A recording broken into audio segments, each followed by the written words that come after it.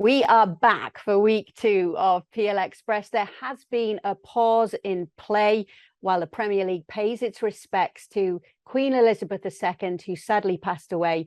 That means there's been no Premier League action this past weekend. We wait to see what will happen in the coming weekend, but there is still plenty for Janusz Michallik and myself, Kay Murray, to be discussing. Now, since our opening show, there is a new manager at Chelsea following on from Thomas Tuchel's sacking. We'll be talking about how the Graham Potter era will be and which players might actually benefit from his appointment. We'll look back on how the PL teams fared in their Champions League openers and what's ahead for them this week. Those games are going ahead. And we'll pick out the standout players in the Premier League so far. The Player of the Month for August nominations are out. We will be picking our favourite players so far in the Premier League. Janusz, great to see you. We're going to kick off straight away with the news that Diego Costa has signed for Wolves. Is this a gamble, or are you looking forward to seeing how he can do? Well, of course it's a gamble because I haven't seen him play. Part of it's on me. He hasn't played all that much. He went back to Brazil, obviously, and it's one league that I can't say that I've been watching as of late because of all the English games and European leagues and all of that. So, but given the fact that he's only 33, which took me by surprise a little bit. For some reason, I thought he's older, right? His track record, obviously, in the Premier League is tremendous with Chelsea. What was it, like 89 goals in 52 games 52 or something? 52 goals, 89 games.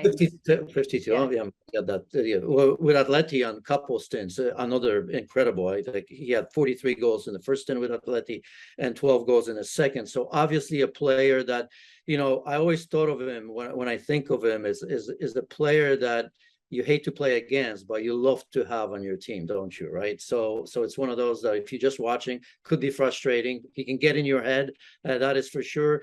And so I think if you look at Wolves, I think given the fact that Sasha Kalajic obviously was bought and his injury is out for a long time with a knee injury, and Raul Jimenez just never back to what he once was after that terrible head injury. So you can understand that. Obviously, walking into that, speaking Portuguese with all the Portuguese players on that team, and Bruno Lage, I don't think it's going to be an issue, Kate.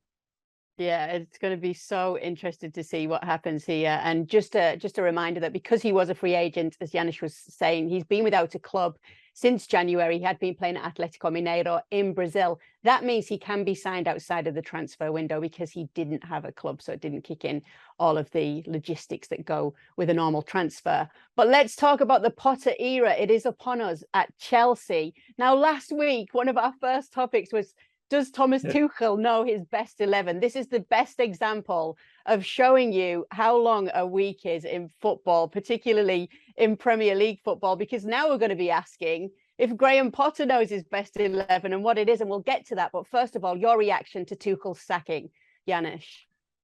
Yeah, not surprised at all. Really, you and I have been talking about that a little bit, right? And I think I did call a little bit. The fact that Todd Bowley may be Roman Abramovich 2.0. I think he's going to be of the same ilk in a sense that you don't spend $400 million dollars in the offseason, and you don't pay the crazy amount of money they did to be owners of Chelsea to just kind of say, you know what, we'll be happy with top 4. This is a club, and it seems to me a hands-on owner, right? I mean, think about that, right? We didn't see Roman very much, although he was quick to make a decision. This is probably Glazier either, who kind of stays away and doesn't care about the team as much, right? So no surprise whatsoever. If you think you have a problem, and that seemed to be the case, not just because of the results, but obviously that decision seemed to be made ahead of the last game in the Champions League. If you think you have a problem, you better fix it, and fix it quickly. Janusz, you did call this last week. You said that Tuchel needed to be careful when we were talking about the managerial hot seat. But there's been a lot of talk about how Potter's going to fare, if the players will accept him, how he's going to deal with the bigger egos. We've got a lot of that already on ESPN FC. I want to throw it forward on PL Express. I want to ask you which players at Chelsea you think are going to benefit from this new coach, which players are going to thrive. Well, it's interesting. He got a little bit of a more time in terms of training because what has happened in England, obviously a weekend off, so that's a bonus. I wish I could tell you exactly which ones. I think, you have to look at Brighton and how they played. I think it's important, though, to mention, I know it's been talked about because everybody says, how is he going to deal with the egos? How is he going to deal with the better players? I think every manager wants to have better players, right? Why think of it as a negative that he's done it at a lower level with a club with lower expectations? But think about it. If he can improve players at Brighton, which he has clearly, I have to imagine that he's looking forward to work with players that are actually better. Because if we consider the fact that he's a very, very good coach, which I think we all get it, I think he's going to improve the Mason Mounts of the world. Look at Mason Mount as of late, a drop-off. Christian Pulisic is one of those players that I think is going to get a chance. And he's going to get a chance because I look at the makeup of Brighton and think about the likes of Leandro Trossard, Solly March. They're not great players, but they're players that play in wide positions. They're players that can play behind a striker. And this is something that Graham Potter has enjoyed. He's got a number of players, Danny Welbeck and young Mwepu playing there. So I have to imagine that all of a sudden, maybe the role of Sterling is going to be, I don't want to say different, but it's going to be better, right? Because Chelsea recently played Havertz with Sterling, and that didn't look all that great. But I think with Pierre-Emerick Aubameyang, that all of a sudden gives Sterling the ability to roam a little bit. Everybody wants to see him wide. Brighton played 3-5-2 for the most part. I don't know. Maybe Potter will try that, or 3-4-3 in a way. So I think you look at Ziyech, who's going to get that opportunity, play it underneath or a little bit wider. Everybody else picks itself. Marco Correa obviously is going to have a big role because there's a question of him maybe playing on that left side in the back three, which makes sense for him being left-footed, because I think Chilwell, if informed, picks himself. The big issue is, for me, in the center of the midfield and at center back. Why is it such a big issue? Well, because I don't know if you can rely on Thiago Silva throughout the season. This has been the case so far, right? I mean, Thiago Silva is playing just about every game for the most part. I know he didn't travel to Dinamo Zagreb, and I'm not saying that because of that they lost, but who knows? So I think he needs to quickly figure it out a way to play without him and do it well. And that's a question mark, because I don't necessarily see a player that picks itself to be as a central figure in that back three. We don't know. Koulibaly started okay, then he struggled, red card. Obviously, we know he's made some mistakes in a game against Dinamo Zagreb. Fofana just got there. I don't know if he is the one that's going to be anchoring that defense. That's a big ask. So it's going to be interesting to see. And then in the center of the midfield, the role of Jorginho. Chelsea is the pass, get nowhere type of team, right? And if you look at Brighton in so many ways, who's going to be the Pascal Gross or Alexis McAllister? Is it going to be somebody a little bit more mobile? So that could be an opportunity for a number of players. I would have to imagine that Kovacic is going to be one that he's going to rely on heavily. He's the sort of one that reminds me a little bit of Alexis McAllister, kind of players box to box rather than maybe just the rhythm keeper in Jorginho. Because sometimes, as good as he is, you kind of just get that ball forward, get the ball to the people that matter and to the people that can score goals. And that's, of course, a big issue with Chelsea. Well, we will wait to see when his first Premier League game actually will be. At the time of recording, we're still not sure as to whether the weekend's games would go ahead, but it would be against Liverpool. If that's postponed, the first game will be after the international break. It will be against Crystal Palace away from home. But one thing we do know is that they will be in action in the Champions League this week against Salzburg. Tuchel sacked after that first game for Chelsea in the Champions League against Dinamo Zagreb. There is going to be many an eye on Potter's team selection, which is why it really is an interesting topic right now. So I think we'll get a good idea as to what we can expect going forward. What will be expected of him, given that this is his first game, but he has had a little bit of time to work with his new squad? Yeah, I think the reaction. I mean, it's easy to say that with a new manager, there's always a reaction, but I'll be looking for that energy, for that fluidity, because I mean, he is known as a manager, and his team plays. And I've said they're a little bit more direct than what we've seen under Tuchel in terms of Chelsea. In other words, they get the ball forward much, much quicker. Still a good build-up, still good technical team. This is a team that understands how to play. Players understand their role. So I'm going to look at that in how they play, and not necessarily in what the result's going to be, because I think they're going to find a way to beat Salzburg. I think, it may be, I don't want to call it an easy win, but I expect Chelsea to get a win regardless. But I think everybody's going to look if there are tweaks in that system. And the first one, I'll repeat myself, is going to be how quickly Chelsea attack, how they transition from back to front, how much time do they spend changing the point of attack? Are they going to be passing the ball sideways and backwards sometimes in order just to keep possession, which I think has been a case for a long, long time? I do not think that's going to be the case. I think Potter is going to ask for energy and a quick movement. Okay, let's quick fire through some of the other Premier League teams in action in the Champions League. Liverpool will be at Anfield against Ajax. They have to respond after that 4-1 loss to Napoli in their first Champions League game. Jurgen Klopp has said his team have to reinvent themselves. What do you see happening here? Well, just find a rhythm. I listened to him today. Somebody asked him about the rhythm. He just said, "What rhythm? Have you been watching the game?" We don't have any just yet. It was the worst performance that we've seen. I think Jurgen Klopp has said pretty much the same, at least that first half. Not that it was much better in the second half. So these are alarm bells. Nobody wants to admit it, right? Jurgen Klopp, obviously, as a manager, you probably don't want to say that, but he knows that. So this is gonna have to be a response. I suppose the one good thing is that if you look at Ajax, they'll attack. There'll be open space. There'll be transition, and so that's a positive for Liverpool. This is not going to be a team that is going to sit back where you're going to have to spend a lot of time solving defensively. So it's going to be interesting. But Liverpool has to respond here. And as we hear it now, another injury this time to Robertson on the left-hand side. I know Tsimikas can come in and do the job, but psychologically, it's one of those, here we go again. We've already had so many key players injured and suspended. And right now, big ask from Darwin Núñez. I think there's going to be more pressure on him, even though he started well. Aside from that red card, which took him out of that rhythm, I think this is going to be a big match for him. Yeah, and I suppose if there's one team that definitely is benefiting from this break in play, obviously we mentioned Chelsea, Liverpool will as well. Just to mention, in the groups in the Champions League, they met Ajax in 2021 in that season. They won both of those games. Maybe that's a good omen for them. All right.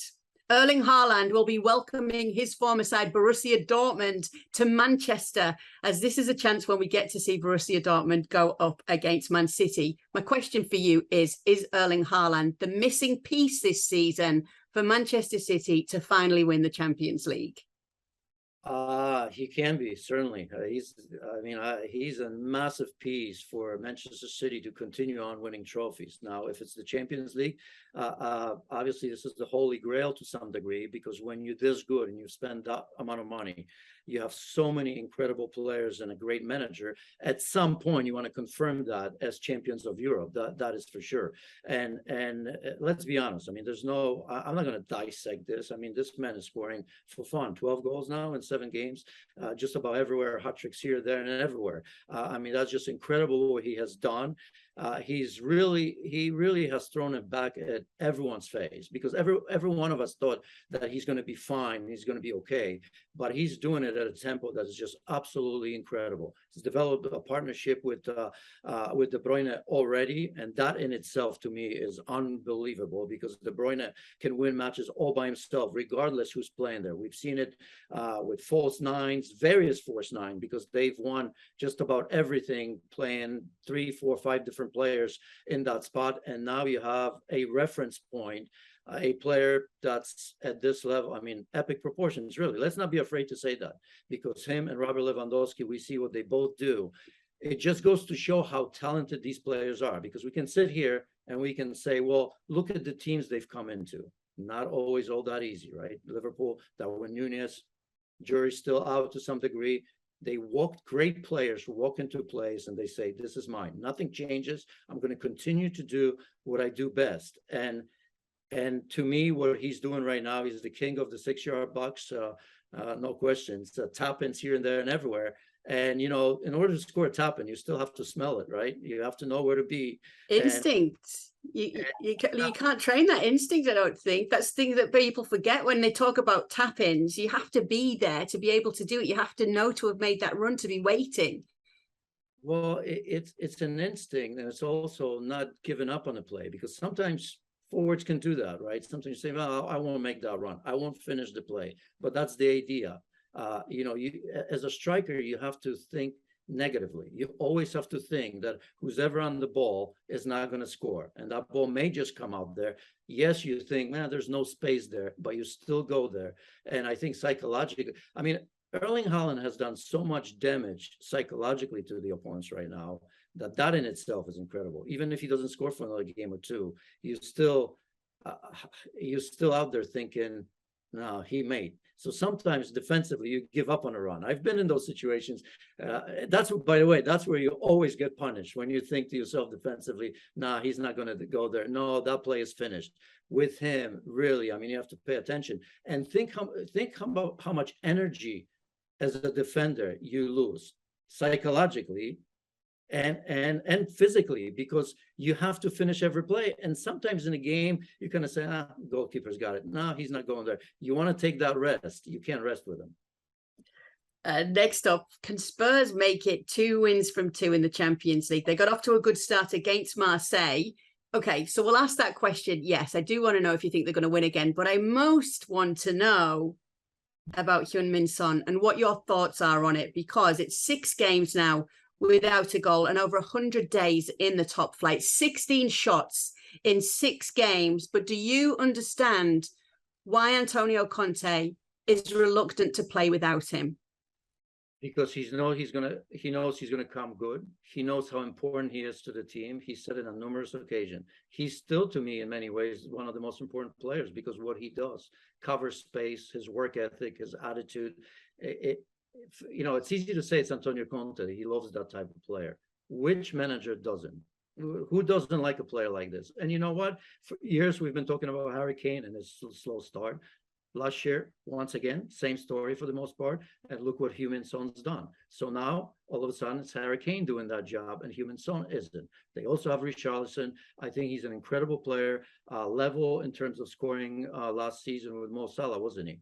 As I've said before, last season, even though he wasn't voted, for me, the best player in the Premier League. He should have gotten that trophy. He didn't. I don't understand why. And there's no reason to give up on a player like this. And again, I thought he's done something incredible last season. If he scores 10, 12 goals this season, Heung-min Son, that probably means that Spurs are well up there in the top 4 and doing well, because Harry Kane's already doing that job. So if you add the 10 or 12 goals, we saw a breakup from Richarlison, by the way, right? I mean, great goals in the Champions League.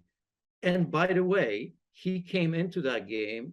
I mean, Kulusevski's going to the bench after being arguably their best player, which it's crazy. I mean, I don't know how Conte made that decision. It could have been questioned, but again, Richarlison has done his job. So the bottom line and the story about Heung-min Son is that he's going to be absolutely fine. If you take the goals away, he's not playing badly anyway. So, my goodness, he deserves the benefit of the doubt. Okay, so you're definitely on Antonio Conte's side here. Can you see them getting another win in the Champions League either away to Sporting? Sure, absolutely. I mean, he'll be looking forward to it because the pressure's off. He got very important 3 points against what I think is a good Marseille team. Almost doesn't matter who he plays. I mean, you get that first win, so you go away. Sporting didn't look particularly great. I mean, they won, was it Eintracht, right? I mean, it kind of in the second half, they picked it up. It was against the run of play in the first half. So I think, you know, you want to say, yeah, it's going to be difficult. That Sporting Lisbon, such a young team. There's 18, 19, 20-year-olds, young goalkeeper, inexperienced. A game that Antonio Conte will be very happy with because he can go away from home, sit back, relax, and see if he can hit Sporting on a counter as well. So I absolutely think that they could get 3 points.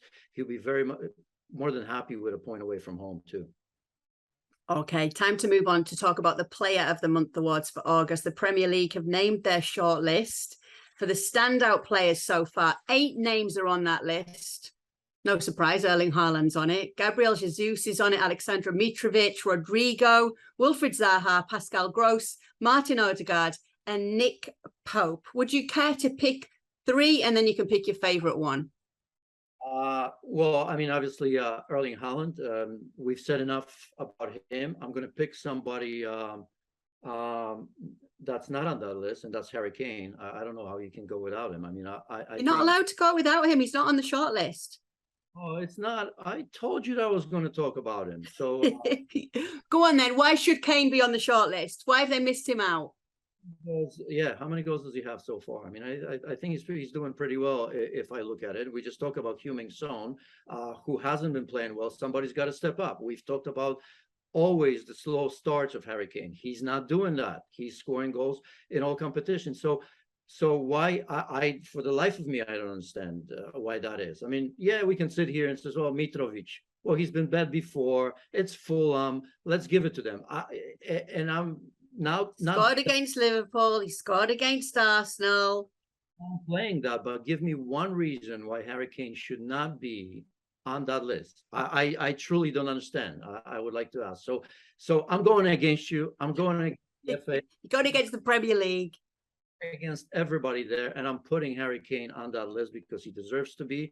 And it almost doesn't matter because Erling Haaland is the man. So if he's there or not, or whoever else, it's a good recognition and all of that. And Gabriel Jesus, he I think has changed the way Arsenal plays. I think he has changed the way we perceive Arsenal, which is maybe even more important than the fact that they sit at the top of the table and how well they're playing. And, you know, some of his goals, it's not like he's been absolutely prolific in the last, game or two, but I think he's changed the way we think about it. And that's important because there's others, but there's no softness. There's no play. Oh, Arsenal can't score goals. You have to pay attention to him. I think other players feed off of his energy. They are better because of him, and you have that reference point. So, I mean, if I wanted to be very, very cheeky, as you would say, it's a great word and description, by the way. I would even, in some way, at least explain to myself that he could be ahead of Haaland, but it's kind of difficult with the goals he's scoring. But you know what I mean. Yeah, I know what you mean. I like that you've gone a bit rogue and you're like, I don't care what the shortlist is. This is who I'm putting in, and this is what I think.